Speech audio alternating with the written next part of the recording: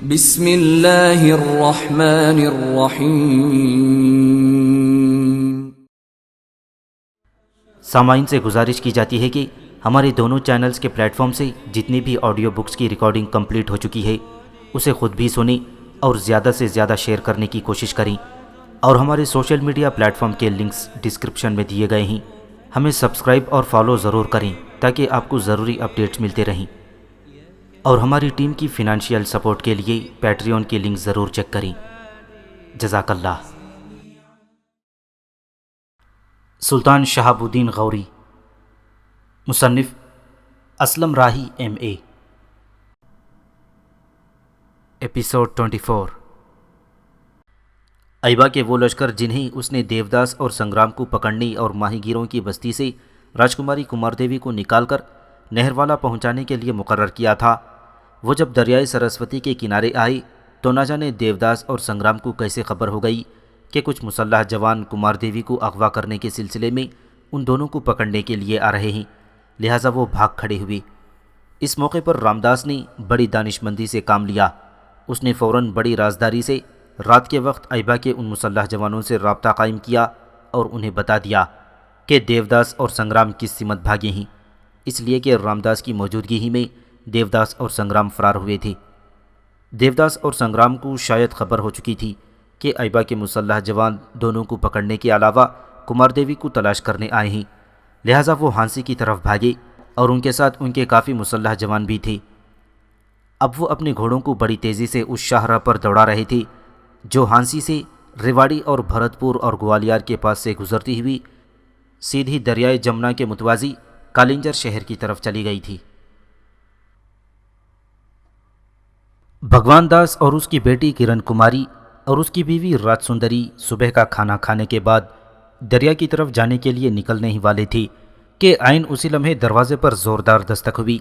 دروازے پر ہونے والی ہر دستک راجکماری کمار دیوی کے لیے خوف اور دہشت لے کر آتی تھی۔ دستک کی آواز سنتے ہی وہ بیچاری کرن کماری کے پاس سے اٹھی اور بھاگتی ہوئی توشک خانے کی طرف جا کر چھپ گئی تھی۔ اس کے جانے کے بعد رات سندری نے اپنے شوہر بھگوان داس کی طرف دیکھتے ہوئے کسی قدر تشویش بھرے انداز میں پوچھ لیا، دروازے پر اس وقت دستک کون دے سکتا ہے؟ صبح سویرے ہی تقریباً بستی کے سارے لوگ تو کام پر جا چکے ہوں گے۔ بھگوان داس نے مسکراتے ہوئے اس کی بات کاٹ دی اور کہنے لگا، فکر مند ہونے کی ضرورت نہیں، میرا دل کہتا ہے کہ کوئی راجکماری کمار دیوی کا پتہ نہیں کرنے آیا ہوگا۔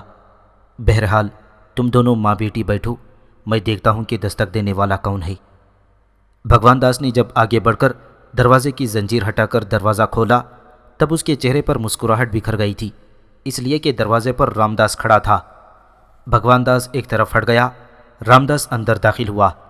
بھگوان داس نے پہلے کی طرح دروازے کو اندر سے زنجیر لگا دی۔ دونوں آگے پیچھے آگے بڑھے اور اس کمرے میں جا کر بیٹھے جہاں سے بھگوان داس اٹھ کر گیا تھا۔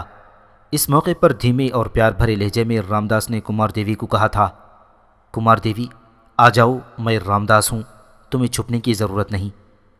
ان الفاظ کے جواب میں کمار دیوی بھاگتی ہوئی توشک خانے سے اس کمرے میں آ گئی تھی۔ پہلے کی طرح کرن کماری کے پاس ہو بیٹھی، پھر بڑے شوق اور تجسس سے رامداس کی طرف دیکھتے ہوئے کہنے لگی، بابا آپ کا اس وقت آنا کسی علت کے بغیر نہیں لگتا، ضرور حالات میں کوئی تبدیلی آئی ہے۔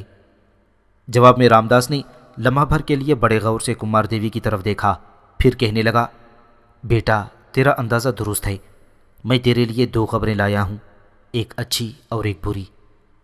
بری خبر یہ ہے کہ چند ماہ پہلے مسلمانوں کا ایک لشکر نہروالا پر حملہ آور ہوا تھا۔ تمہارے پتا بھیم دیو اور بھائی رام دیو نے نہروالا سے باہر نکل کر مسلمانوں کے لشکر کا مقابلہ کیا، لیکن شکست اٹھائی اور شہر کے اندر محصور ہو گئے۔ اگر بیانہ کے گرد و نواح میں راجپوتوں نے جمع ہو کر مسلمانوں کے خلاف حرکت میں آنے کی کوشش نہ کی ہوتی تو میرے خیال میں مسلمانوں کا لشکر اب تک نہروالا میں داخل ہو کر تمہارے پتا رام دیو کو اپنے سامنے بے بس کر چکا ہوتا۔ تاہم تمہارے باپ کو شکست دینے کے بعد مسلمانوں کا لشکر وہاں سے لوٹ آیا تھا۔ یہ خبر سن کر کمار دیوی کسی قدر فکر مند ہو گئی تھی۔ دکھ بھرے انداز میں پھر اس نے رامداس کو مخاطب کیا، کیا مسلمانوں کے لشکر کی کمانداری مسلمانوں کا سلطان کر رہا تھا؟ نہیں میری بیٹی، مسلمانوں کا سلطان شہاب الدین غوری اس وقت غزنی شہر میں تھا۔ رامداس نے ذرا سا رک کر کہنا شروع کر دیا تھا، یہ حملہ سلطان کی غیر موجودگی میں ہندوستان میں سلطان کے والی قطب الدین ایبک اور ایبا نے کیا تھا، اور نہر والا کے نواح میں کھلے میدانوں میں ان دونوں نے تمہارے باپ راجہ بھیم دیو کو شکست دی تھی۔ اس انکشاف پر کمار دیوی تھوڑی دیر تک خاموش رہ کر کچھ سوچتی رہی، پھر تعصب بھرے لہجے میں کہنے لگی، ایسا ہونا ہی تھا۔ میرے بھائی رام دیو کے اندازے درست ثابت ہوئے تھے۔ وہ کہا کرتا تھا کہ مسلمان اپنی پسپائی کا انتقام ضرور لیں گے، اور ایسا آخر ہو کر رہا، اور مسلمانوں کو ایسا کرنا بھی چاہیے تھا۔ وہ ایسا کرنے کا حق رکھتے تھے، اس لیے کہ شروع میں نہر والا کے نواح میں ہمارے ہاتھوں مسلمانوں کو پسپا ہونا پڑا تھا، اور اس شکست کا انتقام بہرحال مسلمانوں نے لے لیا ہے۔ اب مسلمانوں کا لشکر اس وقت کہاں ہے؟ رامداس نے غور سے کمار دیوی کی طرف دیکھا، پھر کہنے لگا، بیٹی، میری ملاقات ان لوگوں سے ہوئی ہے جنہیں ایبا نے دیوداس اور سنگرام کو گرفتار کرنے کے لیے ادھر بھیجا تھا۔ انہوں نے مجھ پر انکشاف کیا ہے کہ مسلمانوں کے ہاتھوں اس طرح نہر والا کے راجہ بھیم دیو کو شکست ہوئی تھی۔ مسلمانوں کا لشکر اس وقت کہاں ہے یہ میں ان سے نہیں جان سکا کہ وہ جلدی میں تھی۔ رامداس کے خاموش ہونے پر اپنے آپ کو سنبھالتے ہوئے کمار دیوی نے پھر مخاطب کیا، بابا، بری خبر تو آپ کہہ چکے ہیں، اب اچھی خبر ہی سناؤ۔ رامداس کے چہرے پر ہلکا سا تبسم نمودار ہوا اور کہنے لگا، بیٹی، اچھی خبر یہ ہے کہ ایبا کے آدمی دیوداس سنگرام کے تعاقب میں لگ گئے ہیں۔ اس پر کمار دیوی چونکی اور تجسس بھرے انداز میں پوچھا، ان دونوں کے تعاقب میں لگ گئے ہیں؟ کیا مطلب ہے آپ کا؟ رامداس پھر مسکراتے ہوئے کہہ رہا تھا، بیٹی، جس وقت ایبا کے مسلح جوانوں نے ان علاقوں کا رخ کیا تھا، کسی طرح دیوداس اور سنگرام کو ان کے آنے کی خبر ہو گئی، اور انہیں یہ بھی پتہ چل گیا تھا کہ راجکماری کمار دیوی کو اغوا کرنے کی وجہ سے کچھ لوگ انہیں گرفتار کرنے کے لیے آ رہے ہیں، اور گرفتار کرنے والے ایبا کے مسلح جوان ہیں۔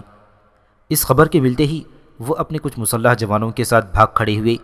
جس وقت وہ بھاگے میں وہاں تھا، میرے ہوتے ہوئے ہی ایبا کے آدمی وہاں پہنچ گئے۔ میری ان سے مختصر سی گفتگو ہوئی اور میں نے انہیں دیوداس اور سنگرام کے بھاگنے کی اطلاع کر دی۔ وہ چونکہ کالنجر کی طرف بھاگے ہیں، لہٰذا وہ شاہراہ جو ہانسی اور ریواڑی سے ہوتی ہوئی کالنجر کی طرف جاتی ہے، ایبا کے آدمی بھی اسی شاہراہ پر ان کے تعاقب میں چلے گئے ہیں۔ میری بیٹی، یہ تیرے لیے اچھی خبر ہے۔ مجھے امید ہے کہ ایبا کے آدمی دیوداس اور سنگرام اور ان دونوں کے ساتھ ساتھ ان کے مسلح جوانوں کو بھی گرفتار کرنے میں کامیاب ہو جائیں گے۔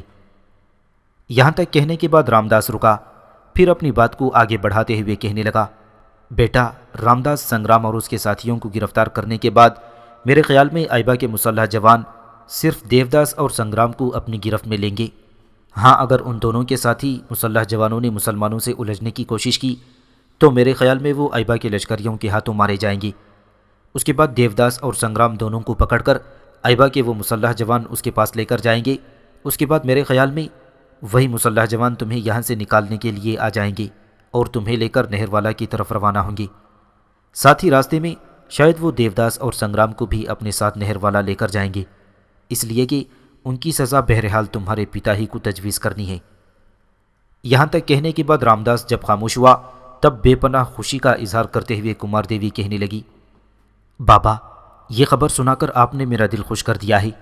اب بھگوان کرے یہ دونوں دیوداس اور سنگرام ایبا کے مسلح جوانوں کے ساتھ ٹکراؤ میں نہ مارے جائیں۔ میری خواہش ہے کہ یہ دونوں گرفتار ہوں اور ایبا اس کے مسلح ساتھی مجھے اور ان دونوں کو نہر والا بھجوانے کا اہتمام کریں۔ اگر یہ ایسا کر دے گا تو میں اس کا یہ احسان زندگی بھر نہیں بھولوں گی۔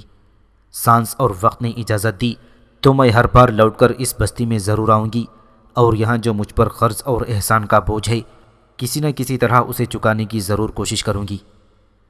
کمار دیوی جب خاموش ہوئی تو اس کی طرف دیکھتے ہوئے گھورنے کے سے انداز میں بھگوان داس کہنے لگا، بیٹا، کس قسم کی گفتگو کر رہی ہو؟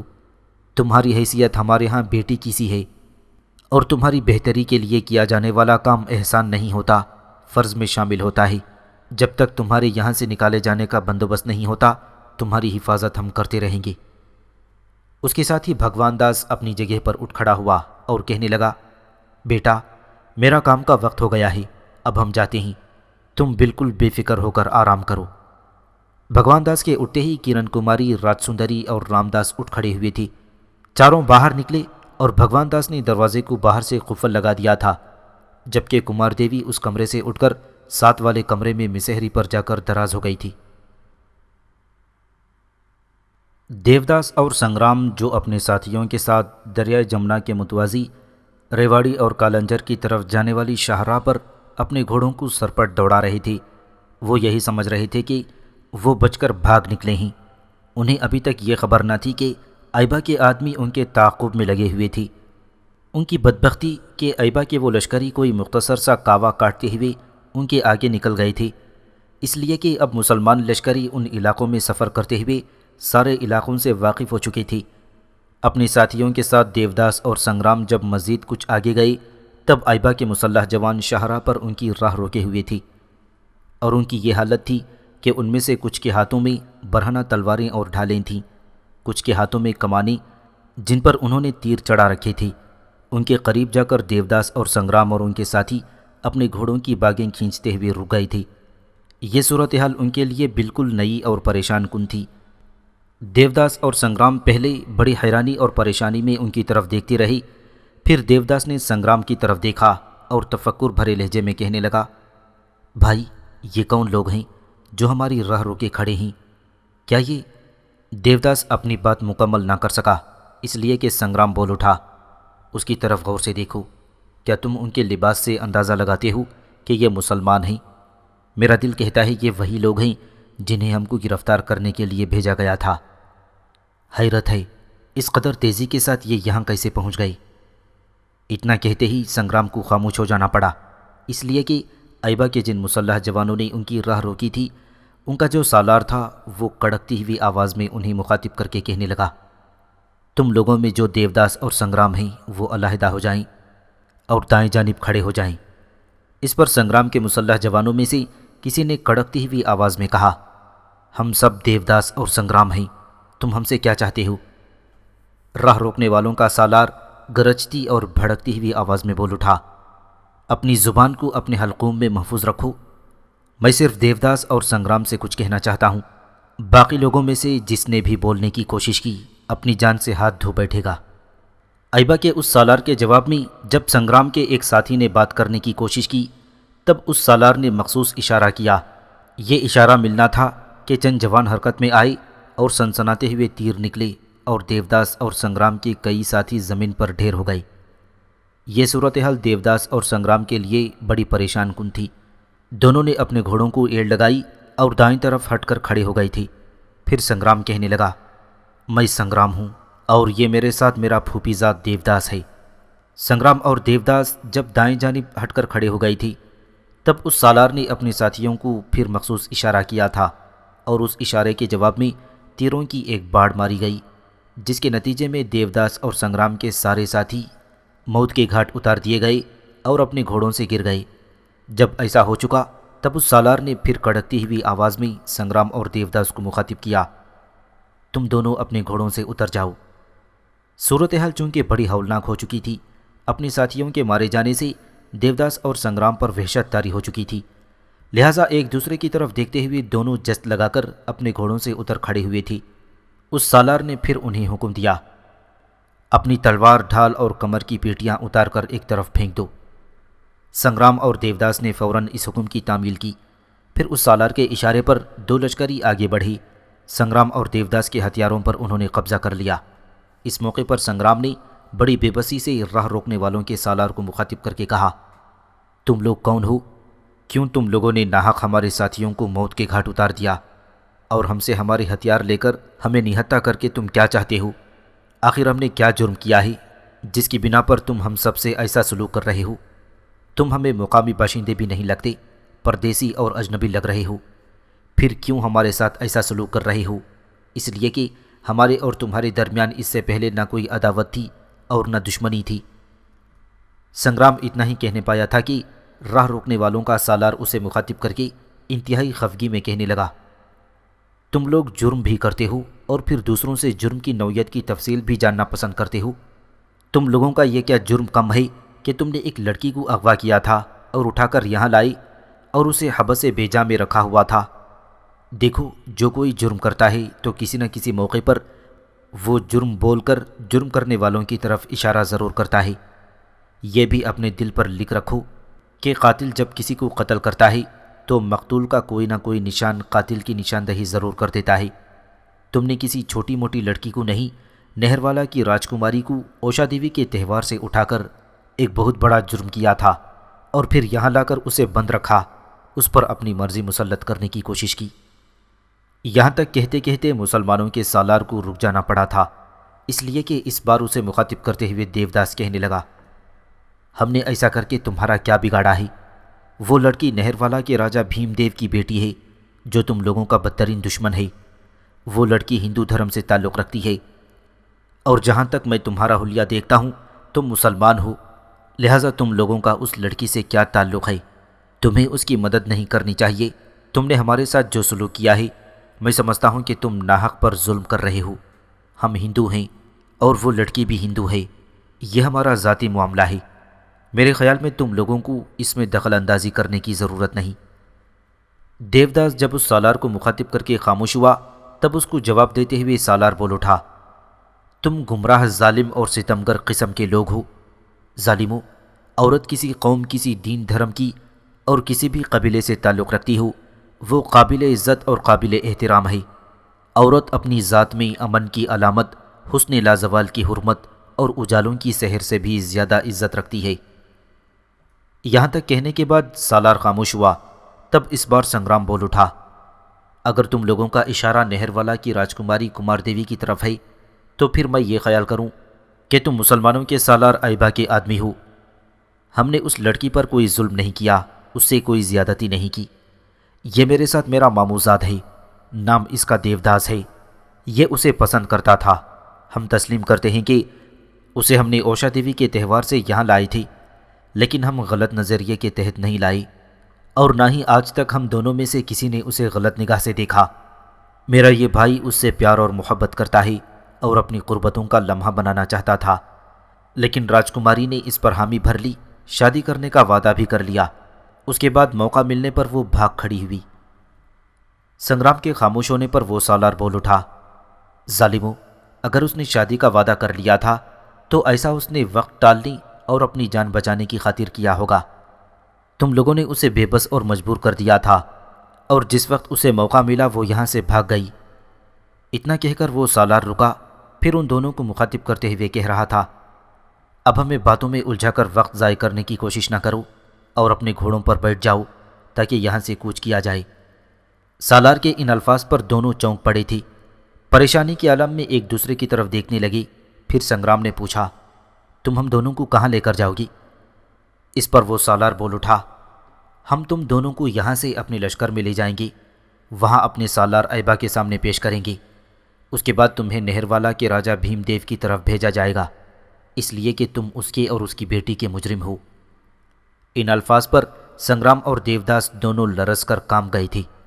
دونوں نے ایک دوسرے کی طرف دیکھا، پھر ایک ساتھ دونوں نے ہاتھ جوڑ دیے اور سالار کی منت و سماجت کرتے ہوئے دیوداس کہنے لگا، دیکھو، جو کچھ ہم نے کیا ہے تمہاری نگاہوں میں یہ غلطی اور جرم ہے، تو ہم اپنی اس غلطی اور جرم کی معافی مانگتے ہیں۔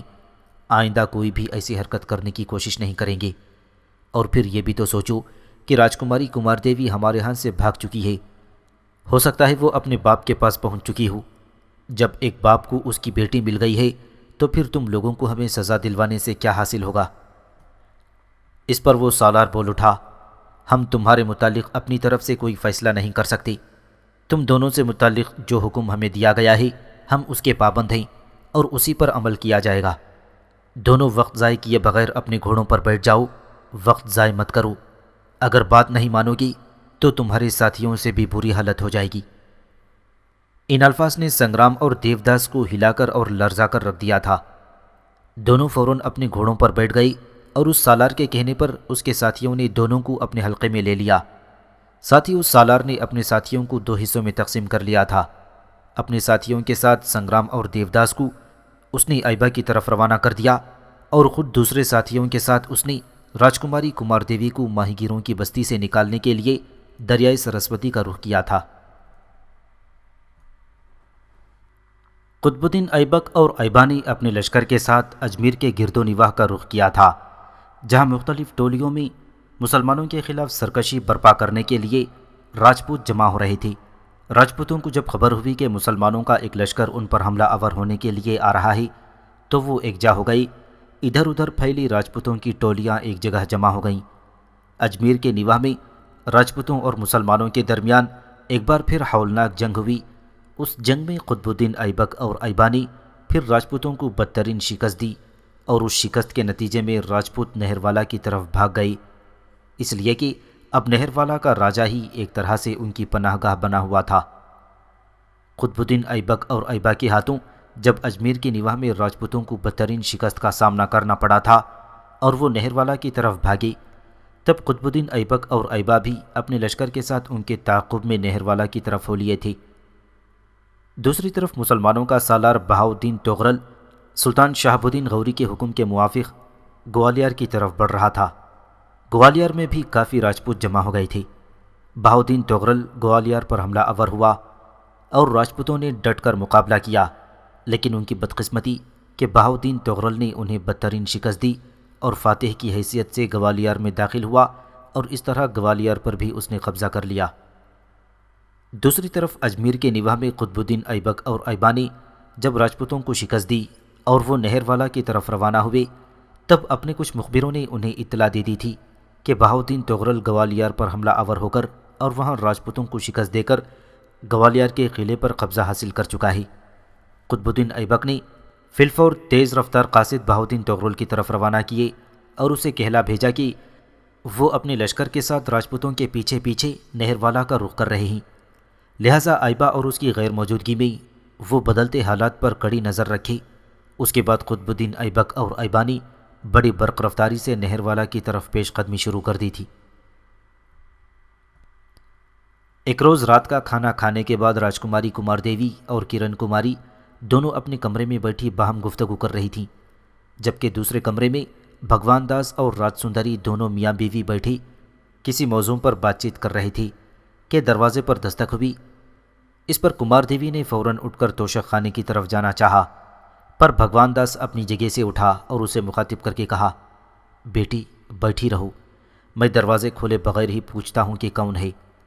ساتھ ہی بھگوان داس کمرے سے نکل کر سیدھا صحن میں گیا اور بلند آواز میں پوچھا، کون ہے؟ باہر سے ہلکی سی دھیمی سی آواز سنائی دی، میں رامداس ہوں، دروازہ کھولو۔ یہ آواز سن کر کمار دیوی اور کرن کماری دونوں اپنے کمرے سے نکل کر اس کمرے میں آ گئی تھیں جہاں تھوڑی دیر پہلے رات سندری اور بھگوان داس بیٹھے باتیں کر رہے تھے۔ بھگوان داس نے آگے بڑھ کر دروازہ کھولا۔ دروازہ کھلتے ہی رامداس اندر داخل ہوا۔ بھگوان داس نے پھر دروازے کو اندر سے زنجیر لگا دی۔ دونوں اسی سامنے والے کمرے کی طرف چلے گئے جہاں سے بھگوان داس اٹھ کر گیا تھا۔ رامداس اور بھگوان داس دونوں ایک ہی نشست پر بیٹھ گئے۔ اس موقع پر رامداس کے چہرے پر سکون تھا۔ کمار دیوی کو مخاطب کر کے کچھ کہنا ہی چاہتا تھا کہ اس سے پہلے ہی کمار دیوی نے اسے مخاطب کر کے پوچھا، بابا آج تمہارا چہرہ مطمئن اور خوشکن لگ رہا ہے، میرا دل کہتا ہے کہ تم آج میرے لیے مزید اچھی خبر لے کر آئے ہو۔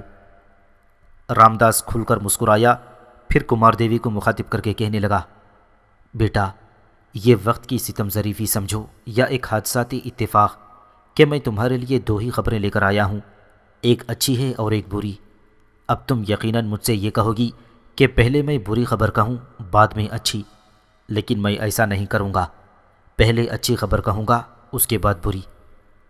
بیٹا اچھی خبر یہ ہے کہ پچھلی ملاقات میں میں نے تمہیں بتایا تھا کہ سنگرام اور دیوداس کو ایبا کے مسلح جوانوں کے آنے کی خبر ہو گئی تھی، لہٰذا وہ اس شاہراہ کی طرف بھاگے تھے جو ہانسی سے ہوتی ہوئی کالنجر جاتی تھی، لیکن ایبا کے آدمیوں نے ان کے ساتھیوں کا خاتمہ کر دیا اور ان دونوں کو گرفتار کر کے ایبا کی طرف لے گئے ہیں، جبکہ باقی مسلح جوان میری طرف آئے۔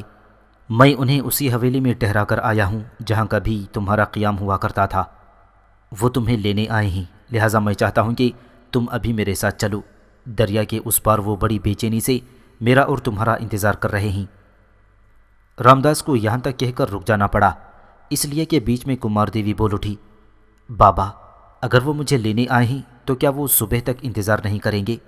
کیا وہ رات کے وقت ہی مجھے یہاں سے لے کر روانہ ہو جائیں گے؟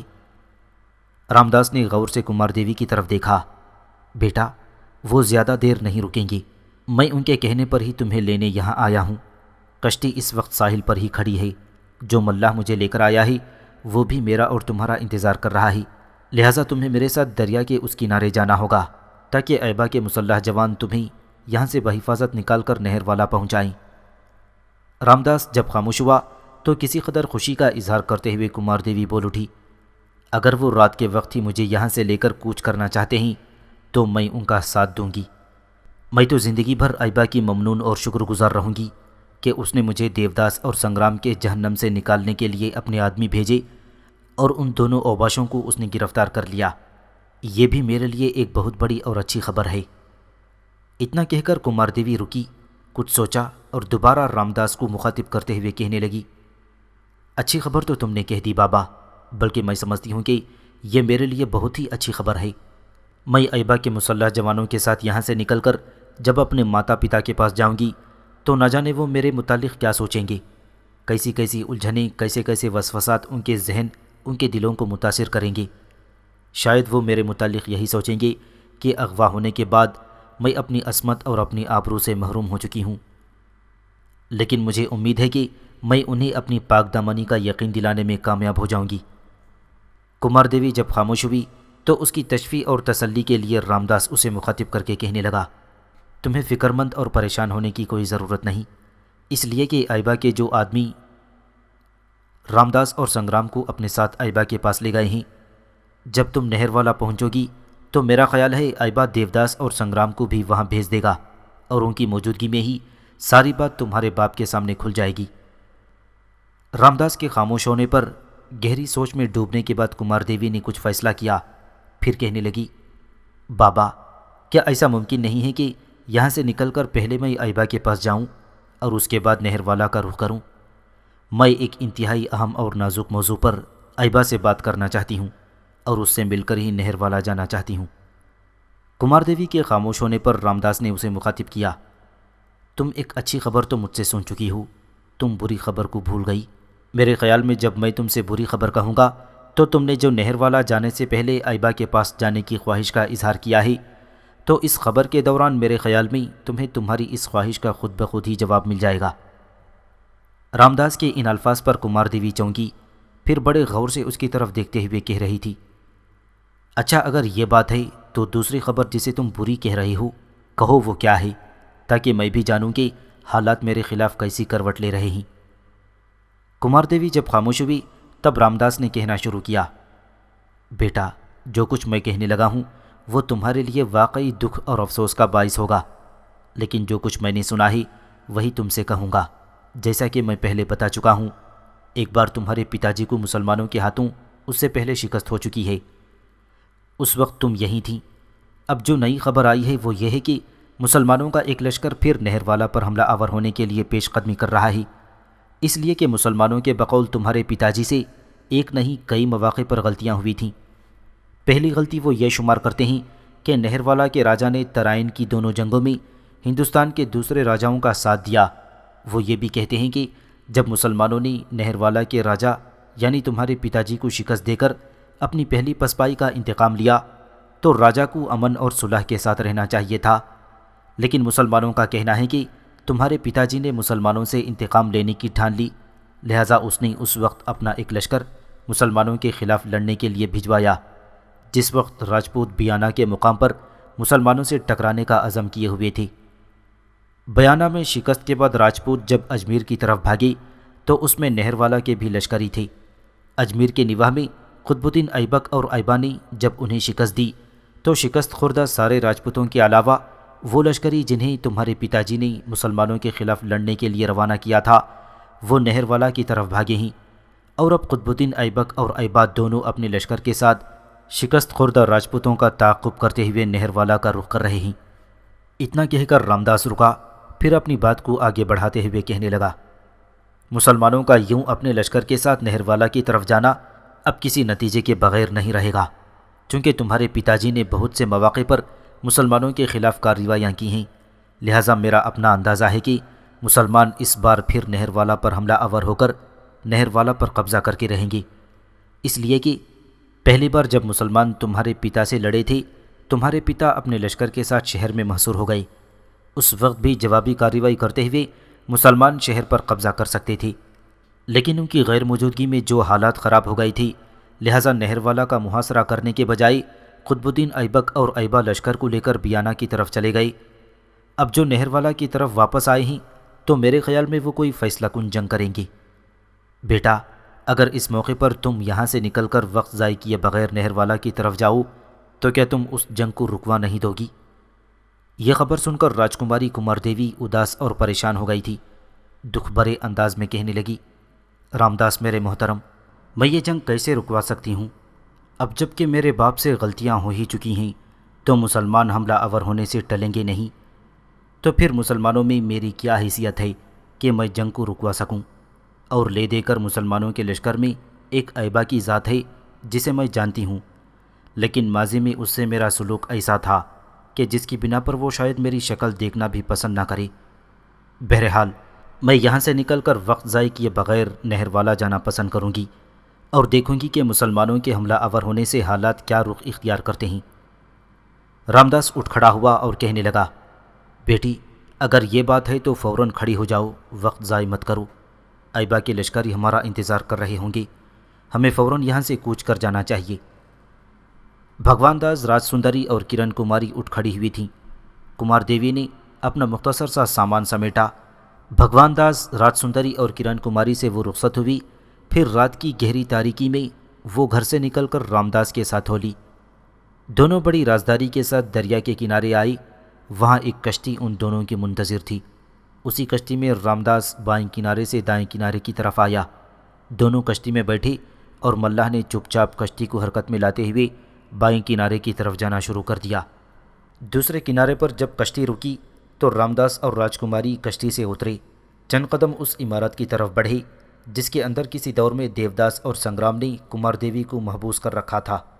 پھر ایک جگہ کمار دیوی رک گئی اور رامداس کو مخاطب کرتے ہوئے اس نے پوچھا، بابا، تم نے ایبا کے آدمیوں کو کہاں بٹھایا؟ جواب میں رامداس نے بے بسی کا اظہار کرتے ہوئے کہنے لگا، بیٹی، میں نے انہیں کہاں بٹھانا ہے؟ سنگرام کی عمارت میں تو میں انہیں نہیں بٹھا سکتا، اس لیے کہ سنگرام کا باپ ابھی زندہ ہے۔ وہ کبھی کبھار ہی اس عمارت کی طرف آتا ہے۔ اس کے باوجود اگر میں ایبا کے آدمیوں کو اس عمارت میں ٹھہراتا تو میرے لیے خطرات اٹھ سکتے تھے۔ اس بنا پر میں نے انہیں اس عمارت کے پشتی حصے کی طرف، جہاں دریا کے کنارے جھاڑ جھنکار کا سلسلہ شروع ہوتا ہے، وہاں بٹھا رکھا ہے۔ وہ خود بھی کسی عمارت میں گھس کر بیٹھنے کے لیے تیار نہ تھی اور وہیں بیٹھنا پسند کیا جہاں میں تمہیں اب لے کر جا رہا ہوں۔ رامداس جب خاموش ہوا تو تفکرات بھرے انداز میں اسے مخاطب کرتے ہوئے کمار دیوی کہنے لگی، بابا، جن لوگوں کے پاس تم مجھے لے کر جا رہے ہو، جانے وہ کیسے لوگ ہیں؟ یہاں سے لے جانے کے بعد میرے ساتھ کیا سلوک کریں؟ وہ پتہ نہیں مجھے نہر والا یا ایبا کے پاس پہنچاتے ہیں یا پھر… رامداس مسکرایا اور دھیمے سے لہجے میں کہنے لگا، بیٹی، زندگی میں کسی نہ کسی پر تو اعتبار کرنا ہی پڑتا ہے، اور پھر ایسے ماحول اور ایسے حالات میں تو ایک نہیں کئی لوگوں پر اعتبار کرنا پڑتا ہے۔ جہاں تک ایبا کے ان ساتھیوں کا تعلق ہے تو یہ مسلمان ہیں، مجھے امید ہے وہ تمہیں ایک بہن کی طرح اپنے ساتھ رکھیں گے اور تمہیں تمہاری منزل پر پہنچا کر دم لیں گے، اس لیے کہ انہوں نے واپس جا کر ایبا کو بتانا ہوگا کہ تمہیں انہوں نے کہاں پہنچایا۔ رامداس کے ان الفاظ پر کمار دیوی کسی قدر مطمئن ہو گئی تھی۔ اس کے بعد وہ آگے بڑھنے لگی تھی۔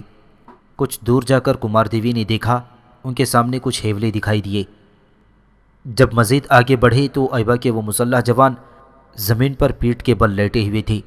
جب انہوں نے رامداس اور کمار دیوی کو آگے دیکھا تو سب کھڑے ہوئے اور رامداس آگے بڑھا اور جس سالار نے ریواڑی کے آس پاس دیوداس اور سنگرام سے گفتگو کی تھی اسی کو مخاطب کرتے ہوئے رامداس کہنے لگا، یہ راجکماری کمار دیوی ہے اور اس کی حیثیت میرے ہاں ایک بیٹی کی سی ہے۔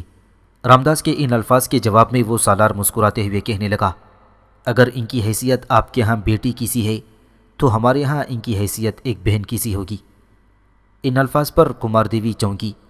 رامداس کے چہرے پر مسکراہٹ نمودار ہوئی اور اس سالار کو مخاطب کرتے ہوئے رامداس کہنے لگا، راستے میں یہ بیچاری فکر مند ہو رہی تھی کہ آپ لوگ نہ جانے اس کے ساتھ کیسا سلوک کریں گے اور اسے اس کی منزل تک پہنچاتے بھی ہیں یا نہیں۔ رامداس کو خاموش ہو جانا پڑا، اس لیے کہ وہ سالار اس کی بات کاٹتے ہوئے نرم الفاظ میں کہنے لگا، جو کام ہمارے ذمے لگایا گیا ہے اسے ہم پورا کرنا اپنا فرض ہی نہیں عبادت خیال کرتے ہیں۔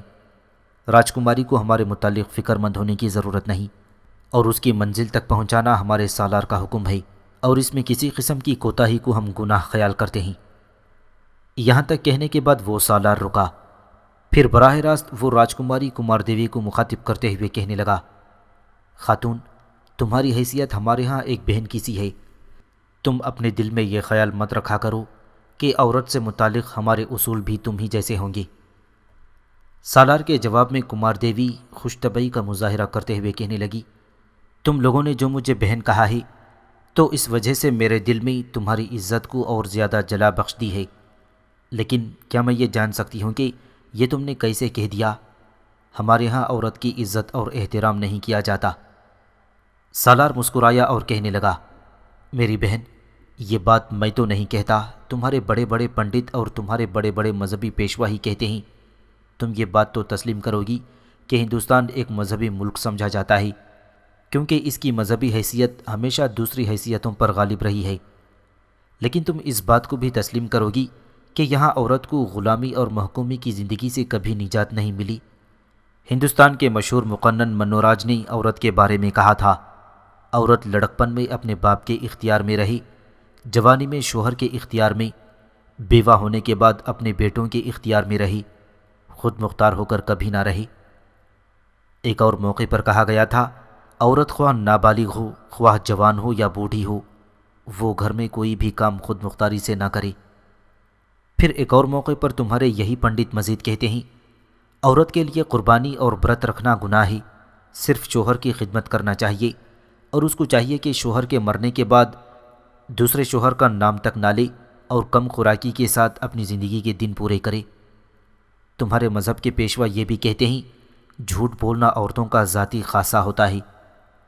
یہاں تک کہنے کے بعد وہ سالار اپنی بات کو آگے بڑھاتے ہوئے کمار دیوی کو مخاطب کرتے ہوئے کہنے لگا، بی بی، تمہاری مذہبی کتب یہ بھی کہتی ہے کہ دریا، مسلح سپاہی، پنجے اور سینگ رکھنے والے جانور، بادشاہ اور عورت پر کبھی بھروسہ نہیں کرنا چاہیے۔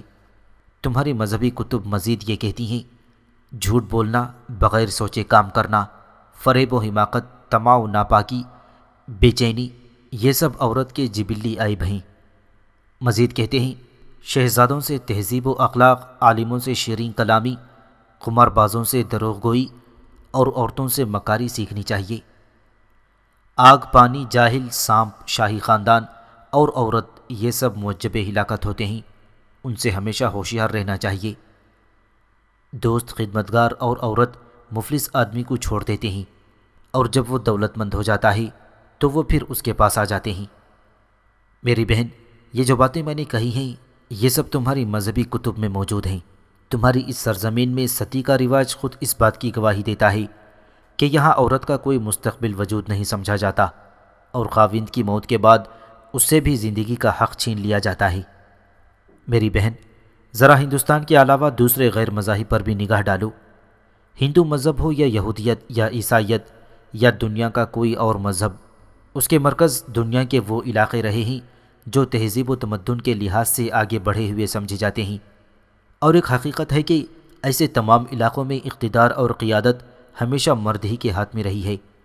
اس لیے ہمارا خیال ہے کہ مرد نے ان مذاہب میں ایسی تحریفات کی ہیں جن کی بنا پر عورت کے ساتھ ہر طرح کی چیرہ دستی مردوں کے لیے جائز کر دی گئی ہے، اور ظلم و زیادتی کے لیے عورت کو خدائی صنعت عطا کر دی گئی ہے۔ خداوند قدوس نے جو عدل و انصاف کا سر چشمہ دیا ہے، کبھی بھی عورت کے بارے میں یہ تصور پیش نہیں کیا، اور نہ ہی کائنات کو اس مالک نے کبھی ظلم اور ناانصافی کا حکم دیا ہے۔ میری بہن، یہ تو عورت سے متعلق تمہارے اپنے دین دھرم کی نقشہ کشی ہے۔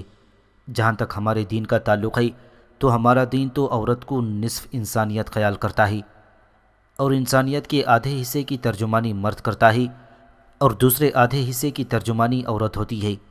عورت کو نظر انداز کر کے نوع انسانی کے لیے جو بھی لائحہ عمل مرتب کیا جائے گا وہ ناقص اور ادھورا ہوگا۔ میری بہن، جہاں تک ہمارے دین کا تعلق ہے، ہمارا دین انسان کی عظمت اور سربلندی کی دعوت دیتا ہے۔ وہ انسان کو زوال و اعتبار کی پستیوں سے اٹھا کر رشتوں کی بلندی کے ایک ایسے اعلیٰ مقام پر پہنچانا چاہتا ہے جو حد ادراک سے بھی بہت آگے ہے، اور عزت نفس اور عظمت آدمیت کا بھی درس دیتا ہے۔ وہ خدائے واحد کی بندگی کی طرف بھی اس لیے بلاتا ہے تاکہ انسان ایک در پر اپنا سر نیاز جھکا کر کائنات کی تمام مخلوقات کے مقابلے میں سر بلند ہو جائے۔ اسلام کے نزدیک انسان کی فلاح و سلامتی عمل کے ساتھ وابستہ ہے۔ وہ ان نظریات کو جاہلانہ نظریات سمجھتا ہے جو عورت کو محض عورت ہونے کی وجہ سے ذلیل تصور کر کے انسانیت کی بلند ترین سطح سے دور پھینک دیتے ہیں، اور مرد کو محض اس لیے عزت و بلندی کا حقدار خیال کرتے ہیں کہ وہ مرد ہے۔ ہمارا دین میری بہن یہ کہتا ہے کہ عزت و ذلت اور سربلندی اور سرفرازی کا معیار مرد اور عورت دونوں کے لیے تقوی اور سیرت اور اخلاق کی بلندی سے وابستہ ہے۔ جو اس کسوٹی پر جتنا کڑا ثابت ہوگا اتنا ہی خدا کی نگاہوں میں قابل قدر عزت اور احترام کا مستحق ہوگا۔ اس کے علاوہ میری بہن، ہماری مقدس کتاب یہ بھی کہتی ہے کہ جس مرد اور عورت نے بھی اچھا کام کیا، اگر وہ مومن ہے تو ہم اس کو ایک پاکیزہ زندگی عطا کریں گے اور اس کے بہتر اعمال کا جنہیں وہ کرتے ہیں اجر دیں گے۔ یہاں تک کہنے کے بعد وہ سالار رکا، پھر دوبارہ کہہ رہا تھا، میری بہن برا مت ماننا، عورت سے متعلق ہمارے دین اور تمہارے دھرم میں اصول میں زمین و آسمان کا فرق ہے۔ میں تمہارے سامنے کوئی لمبا چوڑا واز نہیں کرنا چاہتا، اور جو کچھ میں نے کہا ہے یہ سب کچھ کہنے سے میرا مقصد یہ ہے کہ ایک بہن کی حیثیت سے تمہیں ہم پر اعتماد کرنا چاہیے۔